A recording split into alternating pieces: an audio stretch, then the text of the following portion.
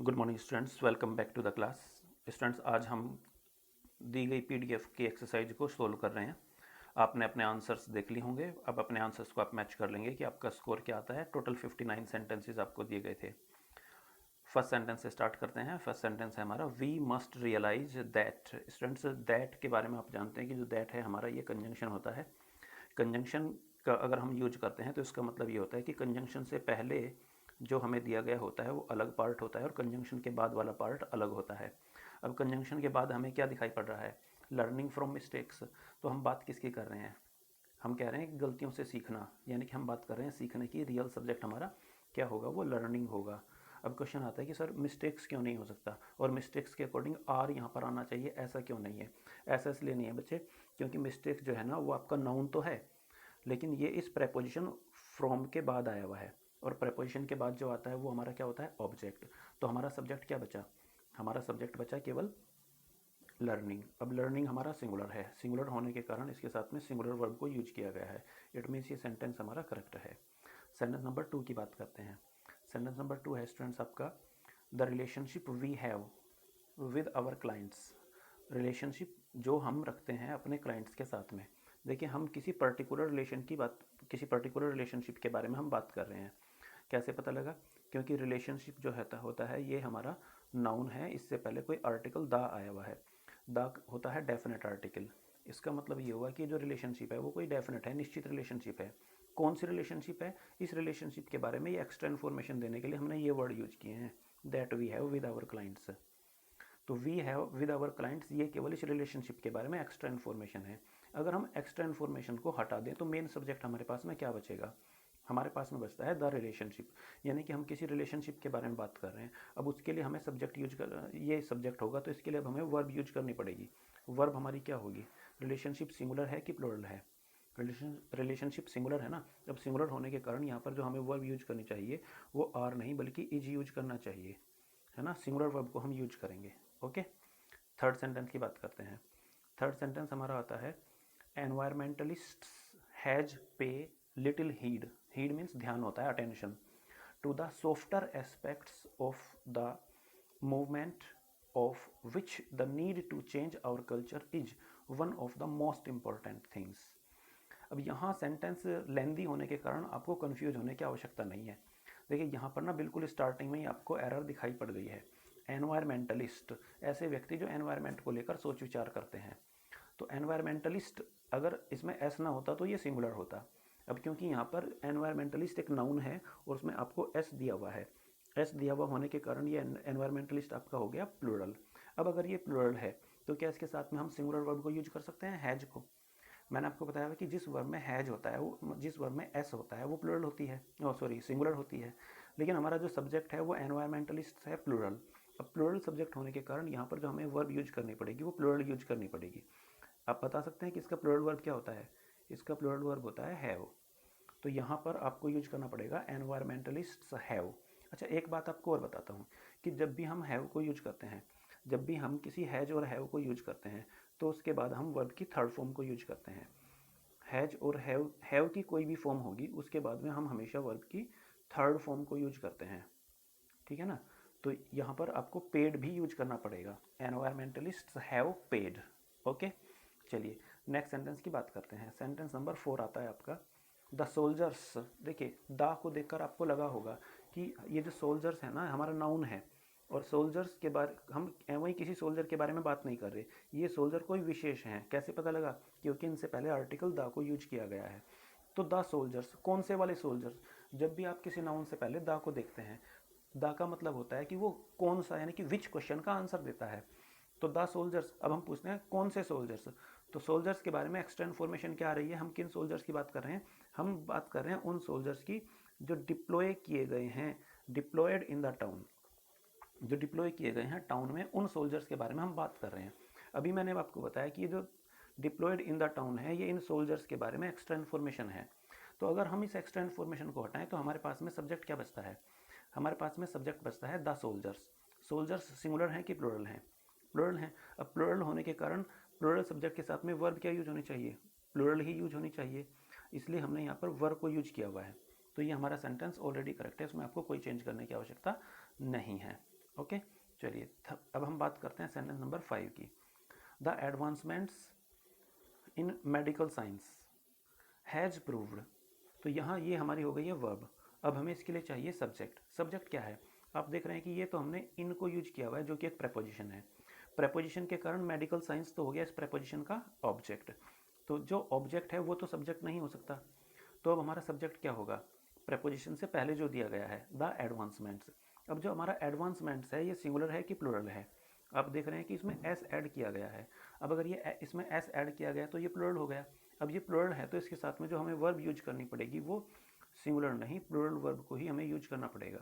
तो यहाँ पर जो हम यूज करेंगे वो हैज नहीं, हैव को यूज करेंगे। प्लूरल सब्जेक्ट के साथ में प्लूरल वर्ब, सिंगुलर सब्जेक्ट के साथ में सिंगुलर वर्ब, ऐसा हमने पढ़ा है। इसके बाद हम बात करते हैं सेंटेंस नंबर 6 की। इंडिया वर डिक्लेयर्ड। अब सिंपली देख रहे हैं कि इंडिया, इंडिया सिंगुलर है कि प्लूरल है? इंडिया नाउन है और सिंगुलर है, तो वेरी सिंपल सेंटेंस ये था। नाउन सिंगुलर होने के कारण यहाँ पर वर्ब सिंगुलर ही यूज करेंगे। तो सिंगुलर वर्ब क्या होगा?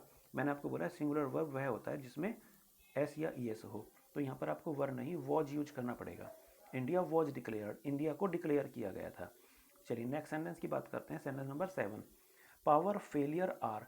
पावर फेलियर, अगर हम बात कर रहे हैं पावर फेलियर की तो ये नाउन है, क्योंकि जिसके बारे में हम बात कर सकते हैं वो नाउन होता है। अब नाउन के बारे में मैंने आपको एक चीज़ बताई हुई है कि अगर नाउन प्लूरल होता है तो उसमें एस और ई एस होता है। यानी कि ये जो हमारा नाउन है यहाँ पर ये सिंगुलर है, क्योंकि अगर ये प्लूरल होता तो इसमें एस या ई एस आया होता। अब अगर ये सिंगुलर है तो इसके साथ में क्या हम प्लूरल वर्ब आर को यूज कर सकते हैं? नहीं ना, हमें सिंगुलर सब्जेक्ट के साथ में सिंगुलर वर्ब को यूज करना होता है। और सिंगुलर वर्ब कब होती है? जब हम उसमें एस या ई एस लगा हुआ देखते हैं। इज हमेशा सिंगुलर सब्जेक्ट के लिए यूज किया जाता है, आर और वर हमेशा प्लूरल सब्जेक्ट के लिए यूज किया जाता है।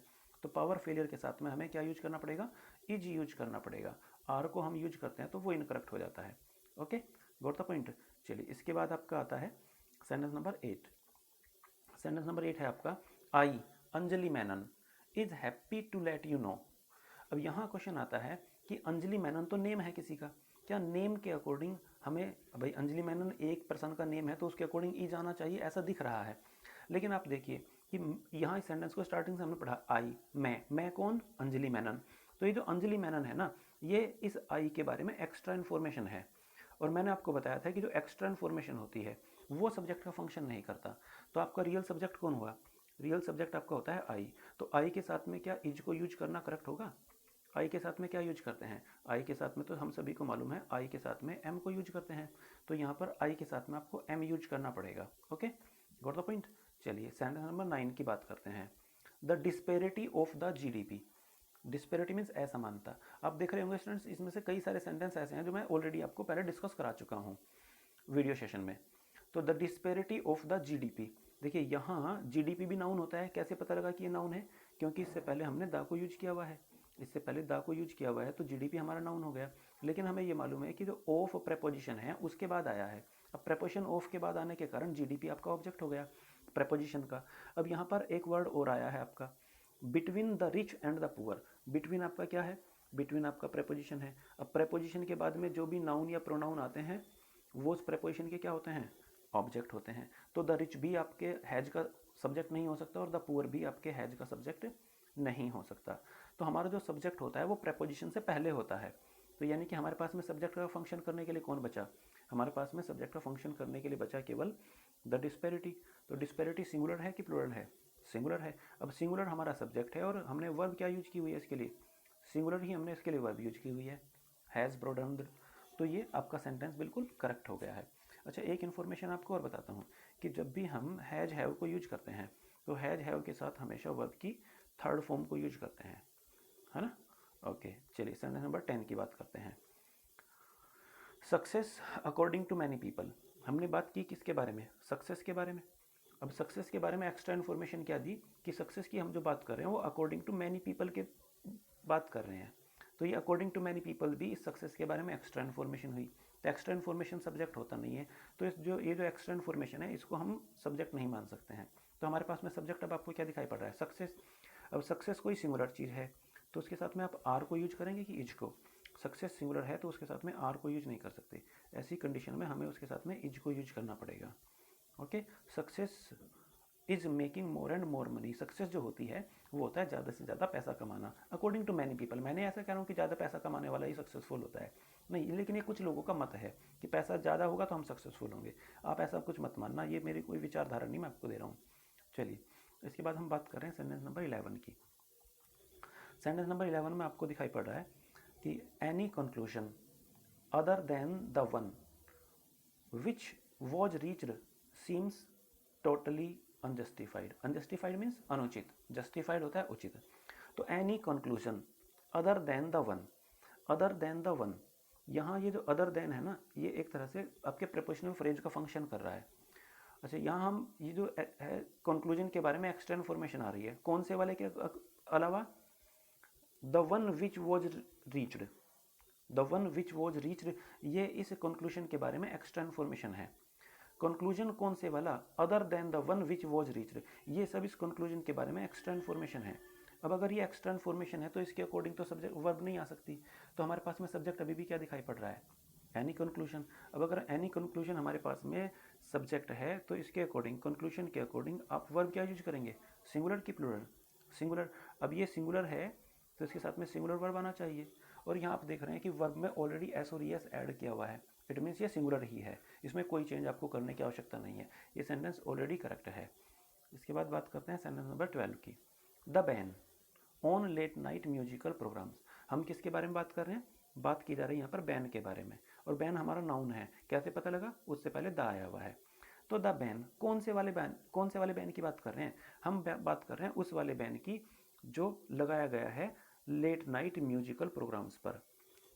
तो ये लेट नाइट म्यूजिकल प्रोग्राम्स, ये on late night musical programmes, ये इस बैन के बारे में एक्स्ट्रा इन्फॉर्मेशन है। हम मेन बात कर रहे थे द बैन के बारे में, तो बैन हमारा सिंगुलर सब्जेक्ट हो गया।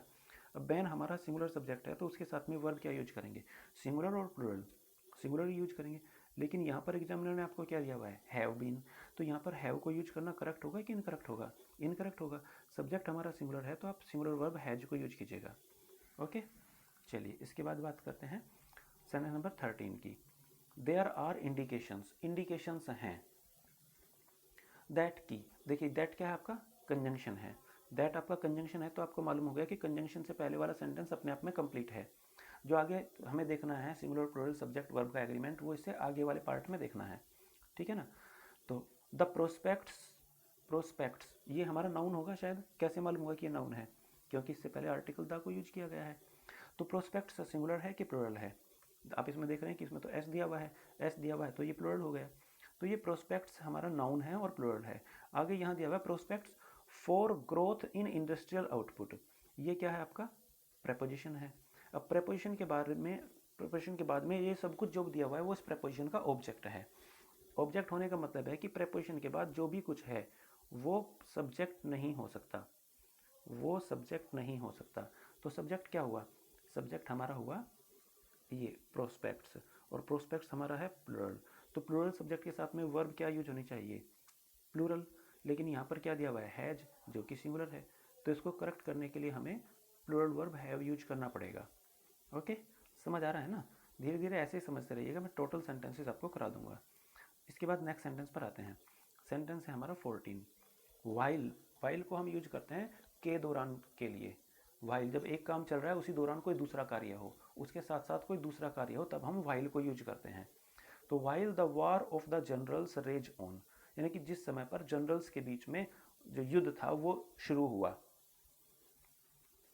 तो यहाँ आपको दिखाई पड़ रहा है कि हमने क्या यूज किया हुआ है? कोमा यूज किया हुआ है।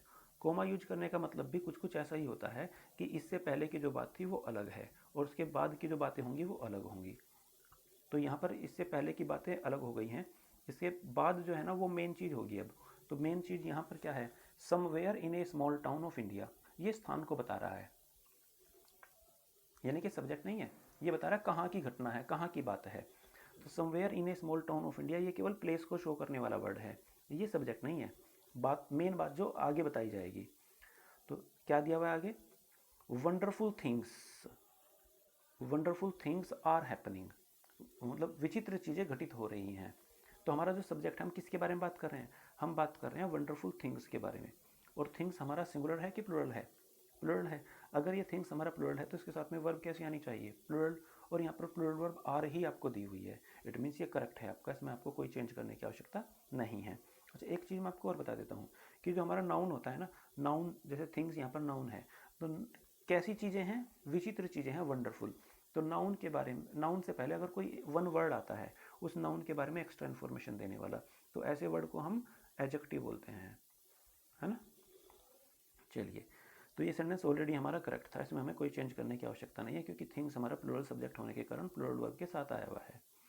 नेक्स्ट सेंटेंस की बात करते हैं, sentence number 15। The load shedding, however justifiable it may be, has been aggravating the problems. जो लोड शेड करने वाली प्रॉब्लम है ना, वो चाहे कितनी भी, अच्छा यहाँ पर क्या आया हुआ है, देखो आप देख पा रहे हैं कि यहाँ पर एक कोमा आया हुआ है। कोमा आने का मतलब क्या होता है कि इसके बाद जो चीज़ें हैं वो इस पहले वाली चीज़ के बारे में एक्स्ट्रा इन्फॉर्मेशन होंगी शायद।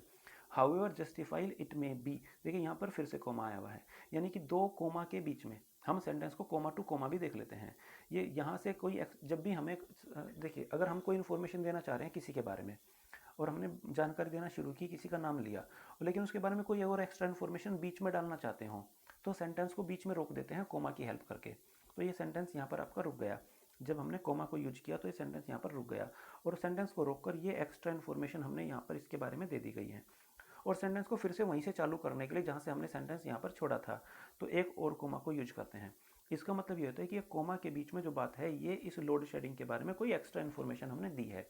तो अभी भी हमारा सब्जेक्ट लोड शेडिंग है, न कि ये जो हाउएवर जस्टिफाइड में भी, इसका हमारे सब्जेक्ट से कोई लेना देना नहीं है। तो हमारा जो सब्जेक्ट है वो लोड शेडिंग है, सिंगुलर। अब सिंगुलर सब्जेक्ट के साथ में वर्ब कैसी आनी चाहिए, सिंगुलर ही आनी चाहिए, और सिंगुलर ही यहाँ पर आपको हैज दिया हुआ है। इट मीन्स ये सेंटेंस भी हमारा करेक्ट है। चलिए, इसके बाद बात करते हैं सेंटेंस नंबर 16 की। सेंटेंस नंबर 16 में आपको दिया हुआ है पेलियोंटोलॉजिस्ट्स बिलीव। देखिए ये सब्जेक्ट आपका प्लूरल है ना, इसमें ऐसा आया हुआ है, और ये प्लूरल है तो इसके साथ में प्लूरल वर्ब भी दी हुई है, ये तो बिल्कुल करेक्ट है। इसके बाद आपको दिया हुआ है यहाँ पर दैट। दैट क्या होता है आपका, कंजंक्शन होता है। इसका मतलब क्या होता है कि कंजंक्शन से पहले जो भी कुछ है वो सब मैटर अलग है, और कंजंक्शन के बाद का मैटर अलग होगा। कंजंक्शन के बाद एक चीज़ आती है कि कंजंक्शन के बाद हम सब्जेक्ट को यूज किया करते हैं। तो यहाँ सब्जेक्ट अब हमारा क्या होगा, fragments of a primate jawbone unearthed in Burma and estimated at 40 to 44 million years old provide evidence। देखिए यहाँ ये सेंटेंस थोड़ा सा लेंदी है, लेकिन आप इस लेंदी सेंटेंस को देखकर किसी भी तरह की कोई टेंशन नहीं लेना। हम सेंटेंस को छोटे छोटे पार्ट्स में डिवाइड करते हुए चलेंगे और सब्जेक्ट वर्ब का तालमेल बनाकर रखेंगे। दैट के बाद में सब्जेक्ट दिया गया, क्या दिया गया, फ्रेगमेंट्स।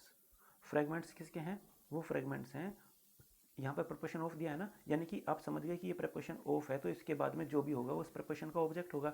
लेकिन इसका मीनिंग समझने के लिए हम आगे भी पढ़ लेते हैं। किसके हैं फ्रेगमेंट्स, वो ऑफ अ प्राइमेट जाबोन, प्राइमेट जाबोन के। और वो प्राइमेट जाबोन जो है, जो जा मीन्स जबड़ा होता है, उसकी हड्डी के कुछ प्राचीन समय के फ्रेगमेंट्स कुछ मिले हुए हैं। अनअर्थ, अर्थ मीन्स पृथ्वी होती है ना, तो अर्थ करना मीन्स पृथ्वी को खोदना भी होता है। अनअर्थ मीन्स पृथ्वी को खोद कर जो निकाले गए हैं, पृथ्वी से जो प्राप्त किए गए हैं। और कहाँ प्राप्त किए गए हैं, वो प्रेपोजिशन की हेल्प लेकर और एक्स्ट्रा इन्फॉर्मेशन दिए गए हैं बर्मा में। एंड और उन्हीं के बारे में और एक्स्ट्रा इन्फॉर्मेशन दी गई है एंड को यूज करते हुए। एस्टिमेटेड, जिनको अनुमानित किया गया है, at 40 to 44 million years old, कि वो लगभग 40 से 44 मिलियन ईयर ओल्ड के होंगे। तो ये सारी चीज़ें इन फ्रेगमेंट्स ऑफ प्राइमेट जाबोन के बारे में एक्स्ट्रा इन्फॉर्मेशन है। प्राइमेट जाबोन के फ्रेगमेंट्स जो बर्मा में अनर्थ किए गए थे, बर्मा में पाए गए थे, और जिनके बारे में अनुमान किया जाता है कि वो 40 से 44 मिलियन ईयर ओल्ड के होंगे। तो अब उनके बारे में, ये तो एक्स्ट्रा इन्फॉर्मेशन थी यहाँ तक, किसके बारे में थी, इन फ्रेगमेंट्स के बारे में। तो अब जो हमारा सब्जेक्ट है ना, यहाँ पर आगे आ रखी है आपकी वर्ब। सब्जेक्ट कौन है इसके लिए, सब्जेक्ट हमारा वही है जहाँ से हमने एक्स्ट्रा इन्फॉर्मेशन देना शुरू की थी। तो ये हमारा रियल सब्जेक्ट है अभी भी, फ्रेगमेंट्स। अब इसके ये प्लूरल है, तो इसके साथ वर्ब कैसी आनी चाहिए, प्लूरल। यहाँ प्रोवाइड दिया हुआ है, प्रोवाइड प्रदान करना, ये वर्ब है। सिंगुलर है कि प्लूरल है, प्लूरल ही है। वर्ब में एस और एस ऐड करने पर सिंगुलर बनता है ना, अभी तो इसमें एस और एस ऐड नहीं किया हुआ, यानी कि प्लूरल वर्ब है और ये प्लूरल सब्जेक्ट है। तो प्लूरल सब्जेक्ट के साथ में प्लूरल वर्ब को यूज किया हुआ है, ये करेक्ट होगा कि इनकरेक्ट होगा, करेक्ट होगा। चलो आगे देख लेते हैं। Provide evidence of a crucial step, एक क्रूशियल मीन्स गंभीर, सीरियस स्टेप की एक प्रमाण होता है ये, है ना, गवाही देते हैं, सबूत प्रदान करते हैं। Along the evolutionary path, evolutionary path के साथ साथ, अलोंग मीन साथ साथ, लंबवत, किसके साथ साथ, the evolutionary path, evolutionary path के, दैट अच्छा, ये जो दैट है ये यहाँ पर किसके लिए यूज किया गया है? इस बात के लिए यूज किया गया है, ये यहाँ पर प्रोनाउन का फंक्शन कर रहा है वास्तव में। अच्छा, दैट, अब यहाँ लैड दिया हुआ है वर्ब की बेसिक फॉर्म, प्लूरल फॉर्म, यानी कि बहुवचन की फॉर्म है, और जिसके लिए हम इसको यूज कर रहे हैं वो हमारा ये है इवोल्यूशनरी पाथ, जो कि सिंगुलर है। भाई दैट हमने प्रोनाउन यूज किया है। आपको प्रोनाउन के बारे में मैं आगे के चैप्टर में बताऊंगा। जिन स्टूडेंट्स को ज़्यादा समझ में नहीं आ रहा है, मैं आपको एक चीज़ बता देता हूँ कि अगर सेंटेंस के बीच में कभी भी अगर सेंटेंस के बीच में कभी भी आपको मिलता है हु, अगर आपको सेंटेंस के बीच में कभी भी मिल जाता है कुछ वर्ड्स जैसे कि हु, दैट और विच, और इनसे पहले आपको कोई यहाँ पर कोई नाउन मिलता हो, है ना, तो जो हमें वर्ब यूज करनी होती है ना, यहाँ पर जो हम वर्ब यूज करते हैं वो इनके अकॉर्डिंग यूज नहीं होती है, बल्कि ये जो हमारा नाउन यहाँ पर होता है ना, इस वाले नाउन के अकॉर्डिंग हम वर्ब यूज करते हैं। ठीक है ना, आप इसको कॉपी कर सकते हैं। हु, दैट, विच अगर सेंटेंस के बीच में आते हैं और इनसे ठीक पहले कोई नाउन होता है, तो वास्तव में ये इस नाउन के लिए प्रोनाउन का फंक्शन करते हैं। किसका? प्रोनाउन का फंक्शन करते हैं। अब अगर नाउन भी हमारे पास में है और प्रोनाउन भी है, तो हम जो वर्ब यूज करेंगे ना वो इस नाउन के अकॉर्डिंग यूज करेंगे, हम प्रोनाउन के अकॉर्डिंग यूज नहीं करेंगे। आई होप कुछ बात समझ में आई होगी। ठीक है ना, तो यानी कि यहाँ पर हम जो वर्ब यूज कर रहे हैं लैड, ये किसके लिए यूज कर रहे हैं? इस प्रोनाउन के लिए नहीं, बल्कि प्रोनाउन किसके लिए आया था? पाथ के लिए। तो पाथ के अकॉर्डिंग वर्ब हम यूज करेंगे, और पाथ है हमारा सिंगुलर। अब अगर ये सिंगुलर है तो इसके साथ में वर्ब आना चाहिए सिंगुलर ही, और उसको सिंगुलर करने के लिए क्या करना पड़ेगा? इसमें हमें एस ऐड करना पड़ेगा। तो that leads to human beings, ये हो जाएगा आपका। चलिए इसके बाद बात करते हैं सेंटेंस नंबर 17 की। The three musketeers have been written by Dumas. देखिए यहाँ जो है ना आपका द थ्री मस्कटियर्स, ये वास्तव में आप देखो यहाँ पर ना कोटेशन मार्क यूज किए हुए हैं, कोटेशन मार्क यूज किए हुए हैं। इसका मतलब है कि ये नेम है किसी बुक का, ये एक ड्रामा है, ये एक बुक है, प्ले है, उसका नाम है थ्री मस्कटियर्स। लेकिन नाम किसका है? किसी एक बुक का, यानी कि जिसके बारे में हम बात कर रहे हैं वो सिंगुलर है ना। तो द थ्री मस्कटियर्स अगर सिंगुलर है, किसी एक बुक का नाम है, यानी कि नेम चाहे किसी का हो, नेम में भले ही प्लूरल वर्ब आपको दिखाई पड़े। जैसे एक नाम है विकास, तो विकास इज या विकास आर माई फ्रेंड्स, इनकरेक्ट होगा ना भाई। विकास एक पर्सन का नाम है, भले ही उसमें ऐसा आया हो, तो विकास इज ही हम यूज करते हैं। तो इसलिए यहाँ थ्री मस्कटियर्स एक सिंगुलर सब्जेक्ट है, और इसके अकॉर्डिंग हम सिंगुलर वर्ब को ही यूज करेंगे, हैव का यूज नहीं करना है, यहाँ पर हमें हैज को यूज करना है। ओके, चलिए नेक्स्ट सेंटेंस की बात करते हैं। Nothing but books and magazines pleases her. Sentence शायद मैंने ये आपको वीडियो क्लास में भी सोल्व कराया था। Nothing but books and magazines, books और मैगजीन्स के सिवाय कुछ भी नहीं। मैंने आपको, अगर आपको ध्यान आ रहा है, बट के बारे में दो बातें बताई थी कि बट का अगर मीनिंग होता है लेकिन किंतु परंतु, अगर लेकिन किंतु परंतु बट का मीनिंग होता है तो ये होता है कंजंक्शन। लेकिन अगर बट का मीनिंग होता है के सिवाय की सेंस में अगर इसको हम यूज करते हैं तो फिर ये प्रेपोजिशन का फंक्शन करता है। ठीक है ना। अब यहाँ इसका मीनिंग आप देख लीजिएगा, किताबों और मैगजीन्स के सिवाय कोई भी चीज़ उसको खुशी नहीं देती है, प्लीज़ नहीं करती है, या किताबों और बुक किंतु कुछ भी नहीं, ये तो सेंस नहीं आ रहा ना, के सिवाय की सेंस आ रही है। यानी कि बट को हम जब भी यूज करते हैं in the sense of except, except means के सिवाय, तो ये हमेशा क्या ट्रीट किया जाएगा? प्रेपोजिशन की तरह ट्रीट किया जाएगा। तो अगर ये प्रेपोजिशन है तो बुक्स एंड मैगजीन्स क्या हो गया? इसका ऑब्जेक्ट हो गया। अब ये ऑब्जेक्ट हो गए हैं प्रेपोजिशन के, अब ये प्रेपोजिशन के ऑब्जेक्ट हो गए हैं, तो सब्जेक्ट कौन बचा? नथिंग। तो हमारी जो वर्ब आएगी वो उस नथिंग के अकॉर्डिंग आएगी। नथिंग, थिंग कोई भी हो, समथिंग हो, एनीथिंग हो, नथिंग हो। अगर इसमें एस या एस नहीं है तो ये सिंगुलर है। अब अगर ये सिंगुलर है तो इनके साथ में वर्ब कैसी आनी चाहिए? सिंगुलर ही आनी चाहिए। और हम देख रहे हैं कि इस सेंटेंस में ऑलरेडी हमें प्लीजेज दिया हुआ है, सिंगुलर वर्ब दी हुई है, यानी कि हमारा सब्जेक्ट भी सिंगुलर है और हमारी वर्ब भी सिंगुलर है। इट मीन्स हमारा सेंटेंस ऑलरेडी करेक्ट है, उसमें हमें कोई चेंज नहीं करना है। सेंटेंस नंबर 19 की बात करते हैं। The metals and minerals sector is और are currently highly volatile. Volatile means परिवर्तनशील, जो स्थिर नहीं है। तो यहाँ हम किसी सेक्टर की बात कर रहे हैं, और वो सेक्टर किसका है? वो सेक्टर है आपका कौन से वाला? मेटल और मिनरल सेक्टर। यानी कि मेटल्स और मिनरल्स का जो सेक्टर है, ये सेक्टर है हमारा नाउन, और सेक्टर कैसा है? मेटल और मिनरल को शो करने वाला। तो यानी कि मेटल और मिनरल इस सेक्टर के लिए एक तरह से एडजेक्टिव का फंक्शन कर रहे हैं। ये केवल ये बता रहा है कि हम किस तरह के सेक्टर की बात कर रहे हैं। हम सेक्टर की बात कर रहे हैं जो जिसका रिलेशन मेटल्स और मिनरल्स से है। तो हमारा सब्जेक्ट यहाँ पर कौन होगा, ये एडजेक्टिव मेटल्स और मिनरल्स या नाउन जो सेक्टर है। यस, बिल्कुल आपने ठीक समझा। सेक्टर हमारा सिंगुलर सब्जेक्ट है। अब सिंगुलर सब्जेक्ट हमारा सेक्टर है तो इसके अकॉर्डिंग हमें वर्ब सिंगुलर यूज करनी पड़ेगी। तो हमारी वर्ब क्या आएगी यहाँ पर, आर तो नहीं आ सकता, इज आएगा। इज हमारा सिंगुलर सब्जेक्ट सिंगुलर वर्ब वाले पैटर्न को फॉलो कर रहा है, इसलिए ये हमारा सेंटेंस करेक्ट हो जाएगा इज का यूज करते हुए। इसके बाद हम बात करते हैं सेंटेंस नंबर 20 की। The conduct. आप समझ जाते हैं कि अगर द आया है तो इसका मतलब है कि उसके बाद आने वाला जो नाउन, उसके बाद जो आता है वो हमारा वर्ड नाउन होता है। आर्टिकल के बाद जो भी आता है वो नाउन ही तो होता है ना। अब इस नाउन के बारे में यहाँ पर आपको एक्स्ट्रा इन्फॉर्मेशन दी जा रही है। कैसे, यहाँ मैंने आपको प्रीपोजिशन का एक रोल बताया था कि प्रीपोजिशन हम जब भी यूज करते हैं तो वो सेंटेंस को डेवलप करने का फंक्शन करता है, बड़ा करने का फंक्शन करता है। यानी कि प्रीपोजिशन के बाद जो चीज़ें होती हैं वो उस सेंटेंस के जो पहले नाउन आया है उसके बारे में कुछ ना कुछ एक्स्ट्रा इन्फॉर्मेशन होती हैं। तो यहाँ हम यूज कर रहे हैं मैनी स्टूडेंट्स।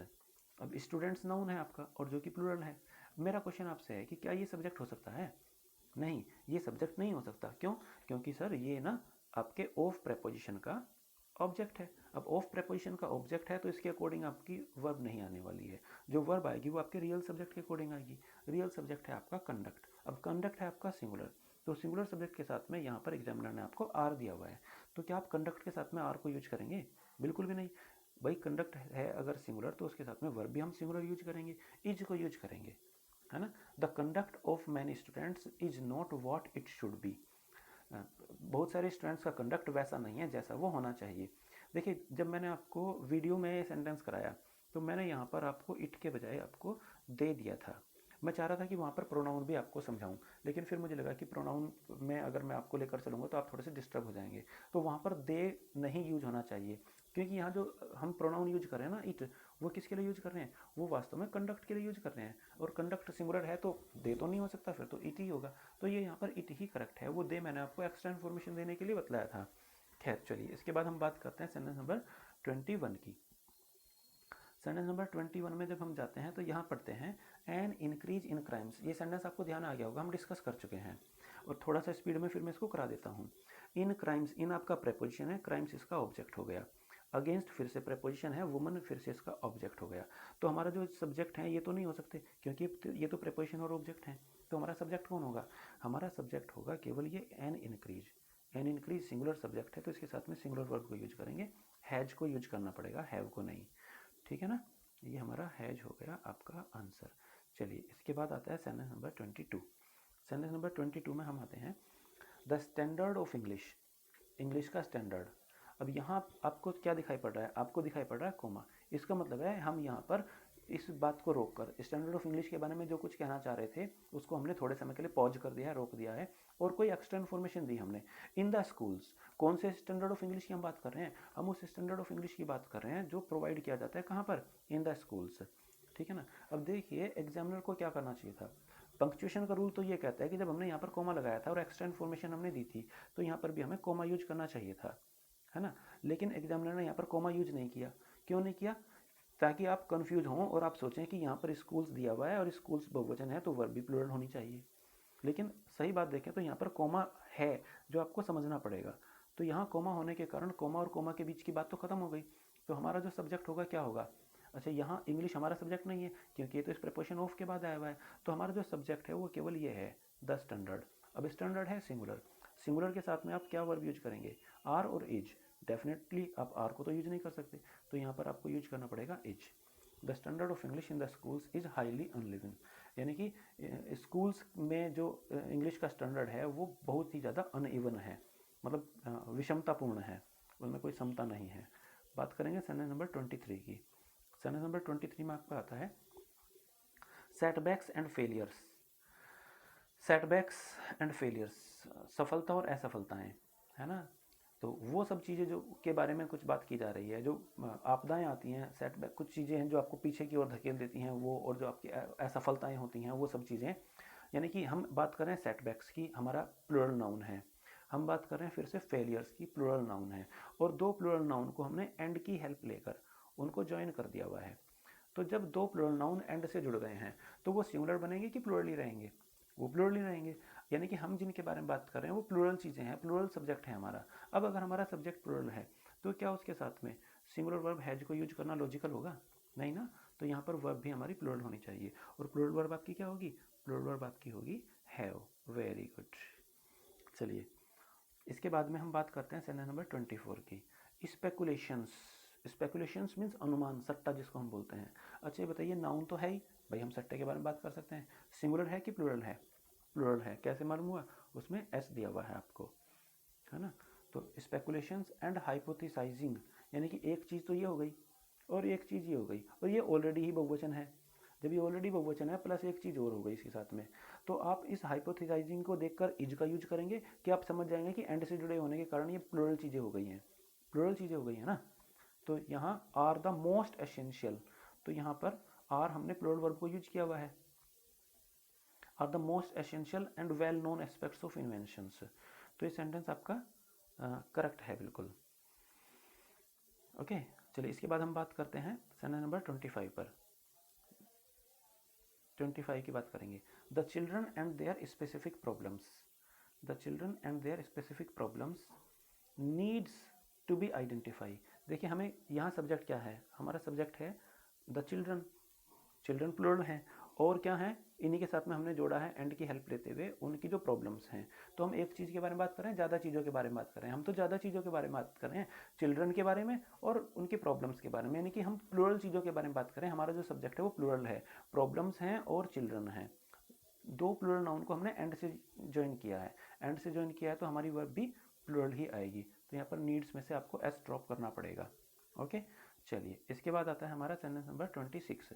26 में आपको दिया गया है the complex nature of the modern industrial civilisation and explosion of knowledge have made. देखिए यहाँ हमारा जो वर्ब दिया हुआ है वो हमें हैव दिया हुआ है। आपको देखना है कि हमारा सब्जेक्ट क्या है। आप देख रहे हैं कि ये आपको यहाँ पर प्रपोजिशन दिया हुआ है ऑफ, तो यानी कि जो ऑफ के बाद में है वो तो आपका सब्जेक्ट हो ही नहीं सकता ना। तो सब्जेक्ट कौन होगा?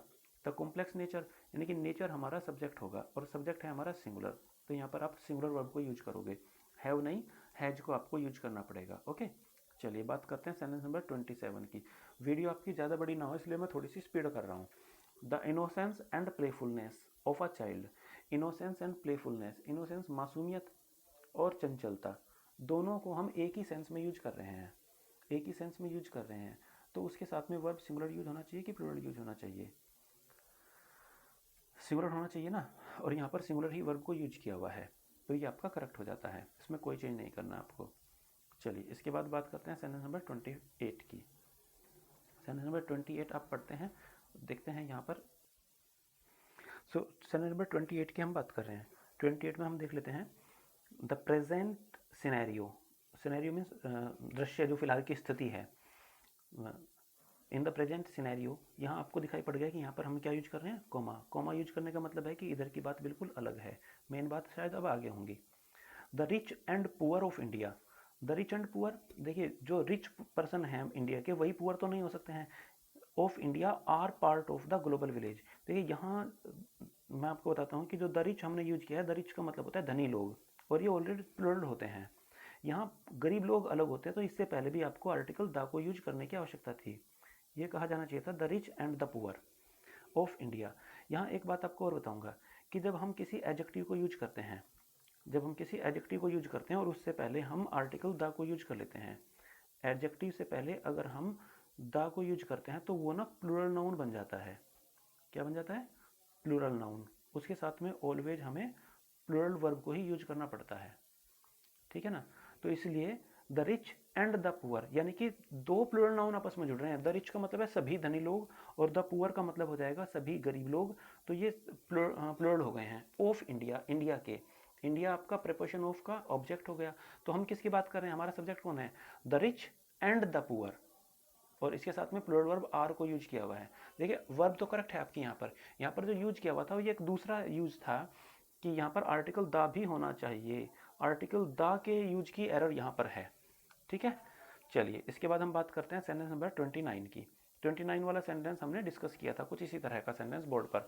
तो ये है आपका my elder sister and her daughter. कौन कौन है हमारे सब्जेक्ट? माई एल्डर सिस्टर हैं और और कौन है, उनकी डॉटर है, यानी कि 2 लोग हो गए हैं और वो दोनों मिलकर मेरी हेल्प करते हैं। तो हमारा सब्जेक्ट कौन हुआ, प्लूरल। अगर हमारा सब्जेक्ट प्लूरल हुआ तो उसके साथ में वर्ब सिंगुलर को यूज नहीं करेंगे, तो आपको यहाँ से एस ड्रॉप करना पड़ेगा, यानी कि आपको हेल्प यहाँ पर लिखना पड़ेगा। इसके बाद बात करते हैं सेंटेंस नंबर 30 की। ये सेंटेंस भी मैंने आपको डिस्कस कराया हुआ है। स्लो इट मीन्स धीमे धीमे काम करने वाला, एंड स्टेडी जब हम 2 क्वालिटीज को एक साथ इकट्ठा यूज करना चाह रहे हो, एक ही पर्सन में दोनों क्वालिटीज एक साथ जब हम देखते हो, अगर 2 क्वालिटीज एक साथ हम देखते हो तो उन दोनों को प्लूरल ना मानते हुए सिंगुलर मानते हैं। अब अगर ये दोनों सिंगुलर ही ट्रीट की जाती हैं तो फिर इनके साथ में सिंगुलर वर्ब को यूज करेंगे, आपको इसमें एस ऐड करना पड़ेगा, विंस हो जाएगा। बात करते हैं सेंटेंस नंबर 31 की।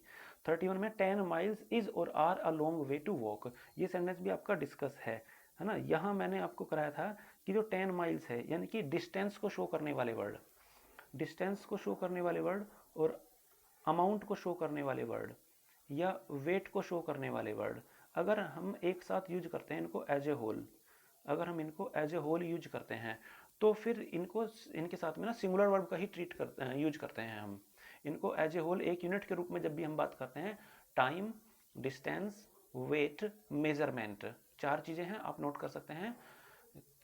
इनको जब हम यूज करते हैं एज ए होल इकट्ठा एक यूनिट में, अलग अलग करके नहीं, एक साथ जब यूज करते हैं तो फिर इनके साथ में सिंगुलर वर्ब को यूज करना होता है। तो इज हमारा करेक्ट वर्ब होगा, आर नहीं, क्योंकि 10 के 10 मील को एक बार में लॉन्ग वे हम कह रहे हैं। वैसे भी एग्जामिनर आपको हिंट दे रहा है कि 10 माइल्स की दूरी को ए लॉन्ग वे कहा है, यानी कि इकट्ठा ही बता रहा है, इसलिए तो आर्टिकल ए को यूज किया है। बात करेंगे सेंटेंस नंबर 32 की। 32 में आई विद माई फैमिली, देखिए यहाँ आपको फिर से दिया गया है कि बात की थी आई की, और इसके साथ में फिर बताया गया कि आई केवल आई नहीं, यहाँ प्रेपोजिशन विद को यूज किया गया है, विद माई फैमिली। अब आपको मालूम है कि जो प्रेपोजिशन के साथ होता है वो तो एक्स्ट्रा इन्फॉर्मेशन होती है, वो सब तो ऑब्जेक्ट हो जाता है, तो माई फैमिली के अकॉर्डिंग नहीं आएगा। यहाँ जो आपकी वर्ब आएगी वो आई के अकॉर्डिंग आएगी। आई के साथ में क्या आता है, आई एक ऐसी आपका प्रोनाउन है जिसके साथ में ऑलवेज बेसिक फॉर्म आती है, बेसिक फॉर्म। तो बेसिक फॉर्म हैव है, सिंगुलर हैज तो बनाना पड़ता है, बेसिक फॉर्म हैव है, तो ये सेंटेंस आपका करेक्ट है। ओके, बात करेंगे सेंटेंस नंबर 33 की।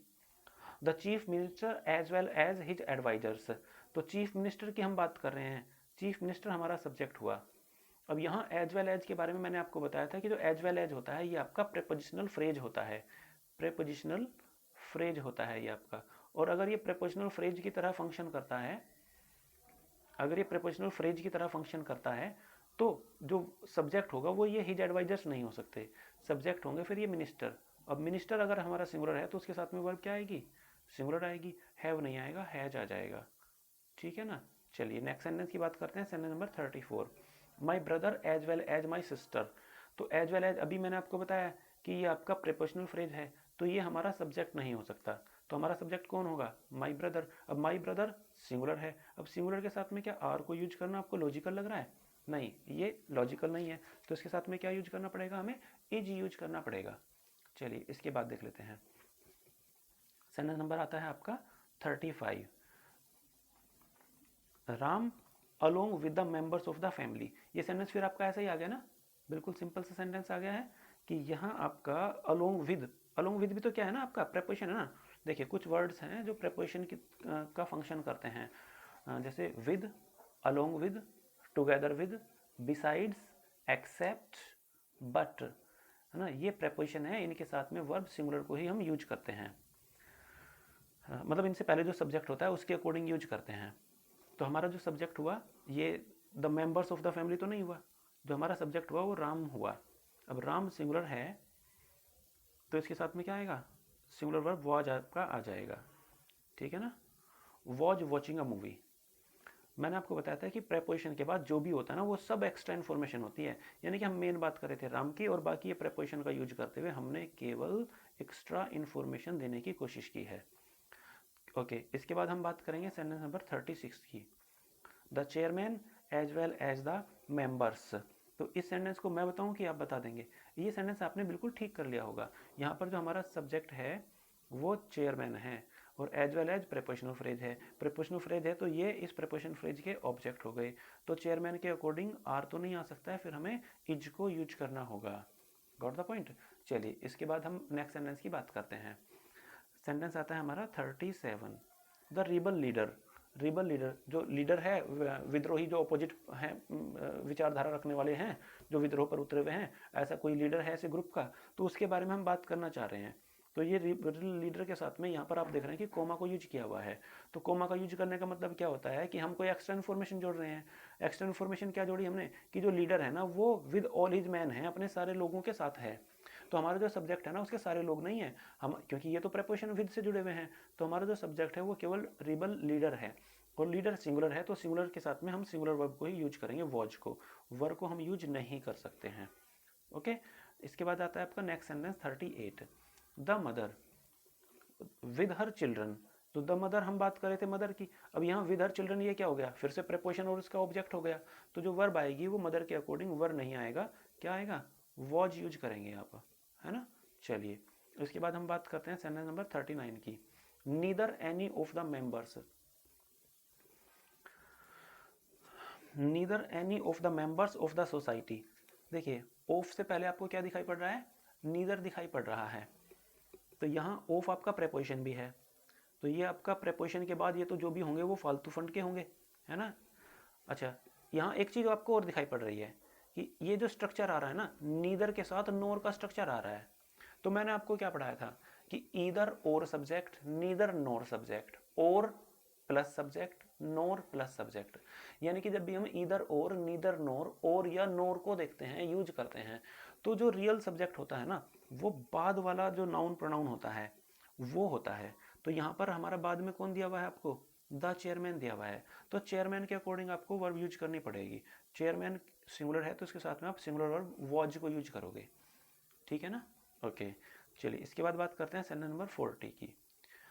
आइदर विजय, आप इसको इधर भी बोल सकते हैं, आइदर विजय और विमल। अभी वही मैंने बोला था कि आइदर और होगा तो और के बाद रियल सब्जेक्ट होता है।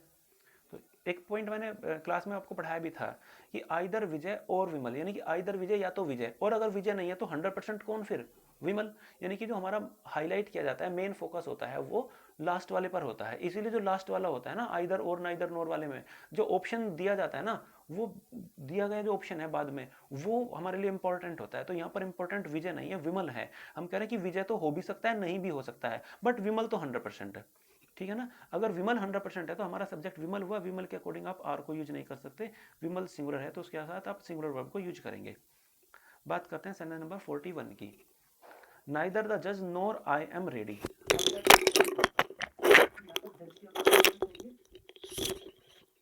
यहाँ पर जज के अकॉर्डिंग आना चाहिए या आई के अकॉर्डिंग आना चाहिए। अभी मैंने आपको बताया कि जो बाद वाला होता है उसी के अकॉर्डिंग आता है।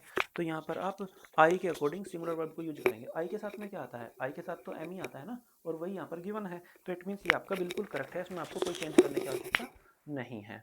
ओके, इसके बाद बात करते हैं सेंटेंस नंबर 42 की। सेंटेंस नंबर 42 में आपका आता है नॉट ओनली द मास्टर, केवल मास्टर ही नहीं, but also the servants was sad. ये सेंटेंस भी डिस्कस किया हुआ है आपने। तो यहाँ बताया जा रहा है कि नॉट ओनली बट ऑल्सो में भी मैंने कहा था कि जो बाद में होता है वही इंपॉर्टेंट होता है। यहाँ कहा जा रहा है कि केवल मास्टर ही नहीं, है ना, न केवल ये, बट ऑल्सो द सर्वेंट्स। अच्छा, मैंने एक चीज़ आपको और बताई थी कि अगर टू सब्जेक्ट्स को ज्वाइन किया जा रहा है और उनमें से एक नेगेटिव आइडिया को प्रेजेंट करता है और एक पॉजिटिव आइडिया को, तो जो नेगेटिव वाला है ना वो सब्जेक्ट नहीं होता, पॉजिटिव वाला सब्जेक्ट होता है।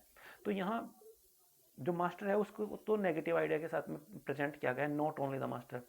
और जो सर्वेंट्स हैं उनको पॉजिटिव सेंस में प्रकट किया गया है, बट ऑल्सो द सर्वेंट्स, बल्कि सर्वेंट्स भी थे। न केवल मालिक था बल्कि सर्वेंट्स भी थे। तो मास्टर को तो नेगेटिव सेंस में प्रेजेंट किया है और सर्वेंट्स को पॉजिटिव सेंस में। तो यहाँ जो हमारा रियल सब्जेक्ट होता है ना, नॉट ओनली बट ऑल्सो वाले स्ट्रक्चर में भी दोनों तरह से आप समझ सकते हैं, तो हमारा वो बाद वाला ही होता है। तो अब सर्वेंट्स प्लूरल है तो इसके साथ में आप क्या यूज करेंगे, प्लूरल वर्ब वर को यूज करेंगे, वॉज को यूज नहीं करेंगे। चलिए, इसके बाद आता है आपका sentence number 43। Most of the basic facilities in this hospital being quite poor. तो यहाँ most of the basic facilities की यहाँ पर बात की जा रही है। तो यहाँ हम बात कर रहे हैं, देखिए ये जो मोस्ट है ना, ये पार्ट शो कर रहा है बेसिक फैसिलिटीज का। बेसिक फैसिलिटीज में से ज़्यादातर, मैंने कहा था कि अगर कभी कोई ऐसा स्ट्रक्चर बने जिसमें पार्ट यूज किया जाए, किसी चीज़ का अंश बताया जाए, तो अगर बाद में नाउन प्लूरल है, काउंटेबल है, तो वर्ब भी प्लूरल ही आती है। तो यहाँ फैसिलिटीज आप देख रहे हो, फैसिलिटी एक FACILITY, फैसिलिटी सिंगुलर है, लेकिन ये फैसिलिटीज है प्लूरल।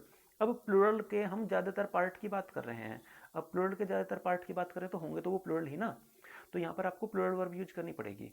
तो यहाँ पर क्या यूज करेंगे, most of the basic facilities in this hospital. Being का तो कोई लॉजिक ही नहीं है, बी की प्लूरल फॉर्म यूज करनी पड़ेगी प्रेजेंट टाइम में, तो यहाँ पर आर आपको यूज करना पड़ेगा, आर क्वाइट पुअर। ओके, बहुत दयनीय हालत में है, बुरी स्थिति में है। नेक्स्ट सेंटेंस आता है आपका sentence number 44, a pair of shoes. ये सेंटेंस भी डिस्कस आपका हो चुका है। ए पेयर ऑफ शूज यानी कि एक जोड़ी जूता, इसका मीनिंग क्या आ रहा है, एक जोड़ी जूता। तो यहाँ शूज हमारा सब्जेक्ट नहीं है, हम कह रहे हैं कि शूज का एक पेयर हमने परचेज किया है। अब एक पेयर सिंगुलर है, सिंगुलर है तो उसके साथ में वर्ब आएगी सिंगुलर, हैव नहीं आएगा, हैज आपका आ जाएगा। सेंटेंस नंबर 45 की बात करेंगे, शी वॉज इन्फॉर्म्ड दैट, उसको इन्फॉर्म किया गया था कि। अब दैट हमारा क्या है, कंजंक्शन, दैट कंजंक्शन है तो इससे पहले जो भी कुछ होगा उसकी कोई वैल्यू नहीं होगी, है ना।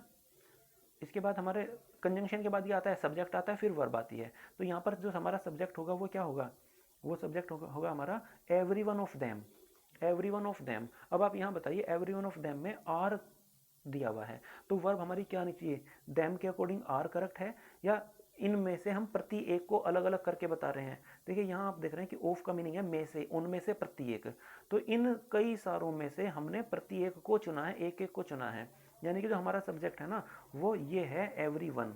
अब वन हमारा सिंगुलर सब्जेक्ट है तो सिंगुलर वर्ब आएगी इज, यहाँ पर हमें आर को यूज नहीं करना है। इसके बाद आता है आपका sentence number 46, none of the guests.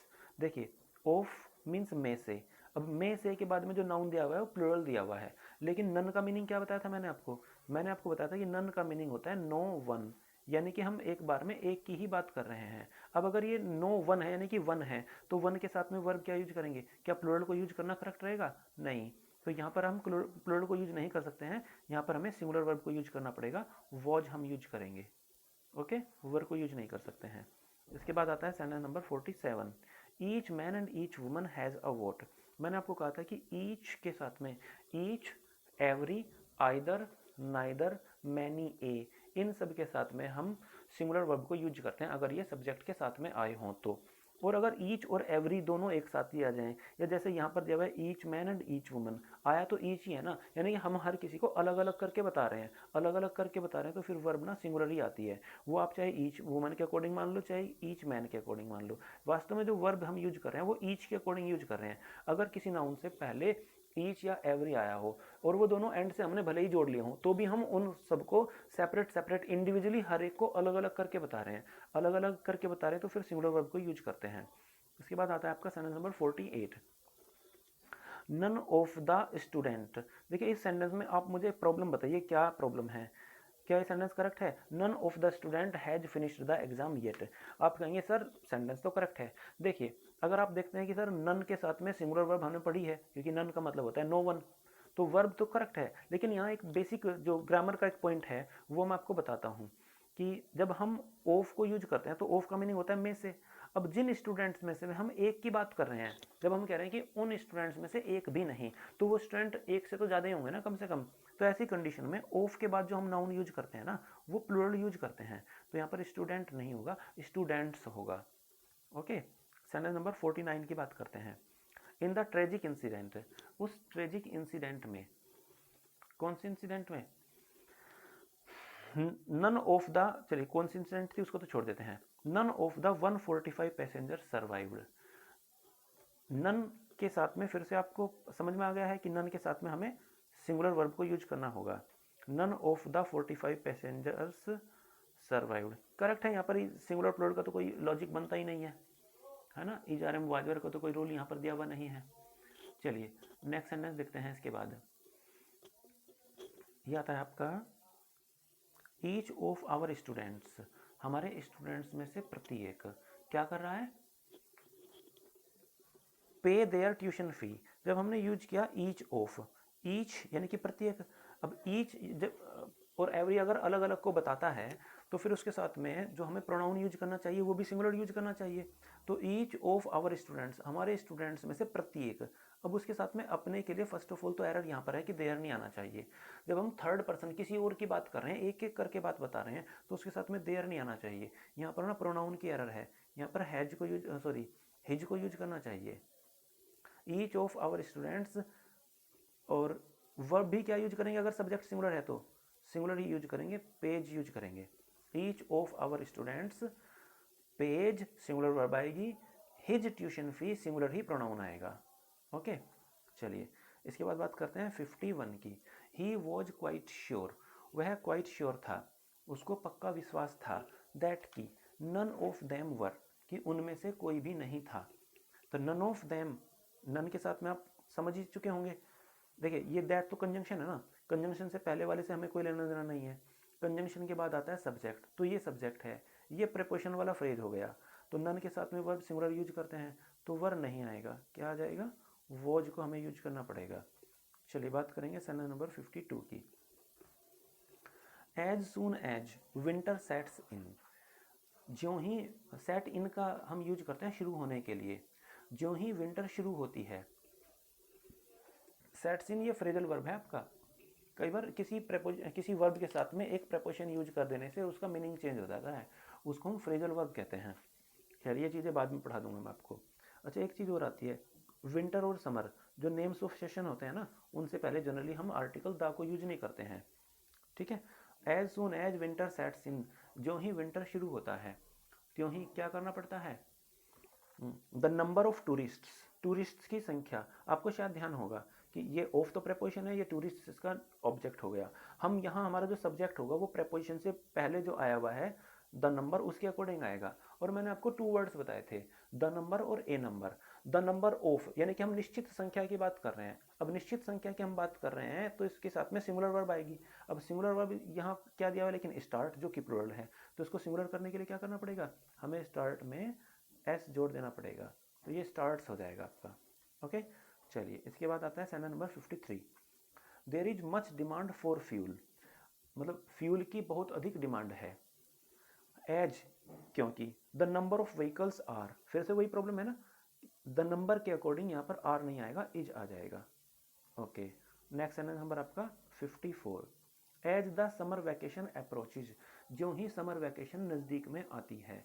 Approach करना मीन्स होता है पास में आना, नज़दीक आना। The number of tourists are increasing, है ना, तो द नंबर के अकॉर्डिंग फिर से हमें यूज करना पड़ेगा, तो आर नहीं आएगा, इज आ जाएगा। हमारा जो सब्जेक्ट है वो ऑफ टूरिस्ट, टूरिस्ट नहीं है, वो तो ऑफ प्रेपोजिशन का ऑब्जेक्ट हो गया। हम बात कर रहे हैं द नंबर की, टूरिस्ट की संख्या बढ़ जाने लगती है बाई लीप्स एंड बाउंड्स, ये एक फ्रेज है आपका, बाई लीप्स एंड बाउंड्स, इसको आप अलग से लर्न कर सकते हैं। बाई लीप्स एंड बाउंड्स का मतलब होता है बहुत तेजी के साथ में, वेरी रैपिडली। चलिए इसके बाद हम बात करते हैं सेंटेंस नंबर 55 की। The number of credit card holders, जो क्रेडिट कार्ड होल्डर्स हैं ना, उनकी संख्या के बारे में यहाँ पर बात की जा रही है। तो द नंबर के अकॉर्डिंग ही फिर हमें क्या यूज करना पड़ेगा, यहाँ पर सिंगुलर वर्ब यूज करनी पड़ेगी, तो हैव नहीं आएगा आपका, यहाँ पर हैज आ जाएगा। ओके, चलिए इसके बाद आता है sentence number 56। A number of refugees, A number of, A number of, A number of का मीनिंग मैंने आपको बताया था कि ए नंबर ऑफ का मीनिंग बताइए क्या होता है। ए नंबर ऑफ का मीनिंग होता है मैनी। अगर इसका मीनिंग मैनी है तो यानी कि हम इसको ऐसे पढ़ेंगे, मैनी रिफ्यूजीज, बहुत सारे रिफ्यूजीज, प्लूरल हो गए ना, मैनी रिफ्यूजीज प्लूरल हो गए, प्लूरल हो गए तो इसके साथ में क्या आएगा, प्लूरल ही वर्ब आनी चाहिए, यानी कि हैव करेक्ट है। ओके, इसके बाद आता है आपका sentence number 57। More than one person, मैंने मोर देन, मैंने आपको बताया था कि बुक्स में तो इसके लिए बहुत सारे रूल्स वगैरह लिखे हुए हैं, लेकिन इसमें रूल कुछ भी नहीं है। जब भी आप मोर देन वाला कोई सेंटेंस देखें ना, आप उसमें देखो आपको नाउन सिंगुलर दिखाई पड़ रहा है कि प्लूरल दिखाई पड़ रहा है। आपको नाउन सिंगुलर दिखाई पड़ रहा है, वन पर्सन। अब वन पर्सन के साथ में वर्ब सिंगुलर ही होना चाहिए, तो वॉज बिल्कुल करेक्ट है, आपको कोई चेंज करने की आवश्यकता नहीं है। उसके बाद में हम बात करेंगे सेंटेंस नंबर 58 की। तो 58 में आपको दिया हुआ है, one of the key competencies for managers are. देखिए यहाँ बिल्कुल आप समझ गए कि आपको केवल फंसाने के लिए सेंटेंस को थोड़ा सा पेचीदा बनाया गया है। सेंटेंस तो आपका मेन यही था ना, वन ऑफ द, तो यहाँ ऑफ आपका प्रेपोजिशन हो गया, प्रेपोजिशन के बाद जो भी है वो इस प्रेपोजिशन का ऑब्जेक्ट होगा, है ना। तो जो आपका सब्जेक्ट है वो कौन है, वो सब्जेक्ट है आपका वन। अब वन के अकॉर्डिंग क्या आर को यूज करना करेक्ट होगा, नो, यहाँ पर इज को यूज करना होगा। ओके, तो आर इनकरेक्ट है, इज को आप यूज करेंगे। चलिए, इसके बाद आता है sentence number 59। One of the politicians, ये कितना इजी सेंटेंस हो गया ना। वन ऑफ द पॉलिटिशियंस, आपको मालूम हो गया कि ऑफ प्रेपोजिशन के बाद में ये सब तो हो गया भाई ऑब्जेक्ट। तो हमारा जो सब्जेक्ट है ना, इन पॉलिटिशियंस में से हम केवल वन की बात कर रहे हैं। पॉलिटिशियंस तो बहुत सारे हैं, लेकिन उनमें से ऑफ आया ना, में से, उनमें से हम केवल एक का चुनाव कर रहे हैं। अगर में से की सेंस आए तो ऑफ से पहले जो होता है ना वो रियल होता है। तो वन के अकॉर्डिंग वर्ब आएगी, वन है आपका सिंगुलर, तो यहाँ पर हैव नहीं आएगा, हैज आएगा। ओके, सो आपकी टोटल एक्सरसाइज डिस्कस हो गई है। मुझे लगता है कि आपको काफ़ी कुछ समझ में आ गया होगा, है ना। फिर भी आपको कोई प्रॉब्लम होगी तो आप ना दोबारा इसको देख सकते हैं, रिव्यू कर सकते हैं, थोड़ी स्पीड बढ़ा के देख सकते हैं। Okay, thank you very much. अभी दूसरी क्लास मैं आपके लिए रिकॉर्ड करूँगा और उसके बाद शाम तक मैं आपको दूसरी क्लास भी डाल दूँगा आपके लिए। Okay, have a nice fun, stay home, stay safe.